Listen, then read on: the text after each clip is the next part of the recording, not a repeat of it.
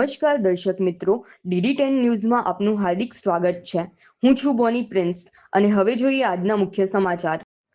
અરવલ્લી જિલ્લાના માલપુર તાલુકાના મૈયાપુર ગામમાં ગૌરી વ્રત નિમિત્તે ગામની દીકરીઓએ મહેશ્વર મહાદેવ મંદિરે ભક્તિભાવ સાથે પૂજા અર્ચના કરી હતી।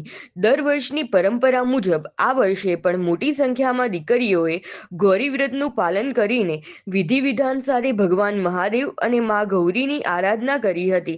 પૂજા દરમિયાન દીકરીઓએ ભગવાન મહાદેવને દૂધનો અભિષેક અર્પણ કરી પરિવાર અને સમાજમાં સુખ, શાંતિ, સમૃદ્ધિ તેમજ પોતાના ઉજ્જવળ ભવિષ્ય માટે પ્રાર્થના કરી હતી। માં ગૌરીની કૃપાથી જીવનમાં સુખ, સમૃદ્ધિ અને અખૂટ સૌભાગ્ય પ્રાપ્ત થાય તેવી ભાવના સાથે વ્રતનું પાલન કરવામાં આવ્યું હતું। ગૌરી વ્રત હિન્દુ સંસ્કૃતિની મહત્વપૂર્ણ પરંપરા છે, જેમાં કન્યાઓ શ્રદ્ધાપૂર્વક ઉપવાસ અને પૂજા કરીને માં ગૌરીના આશીર્વાદ મેળવે છે।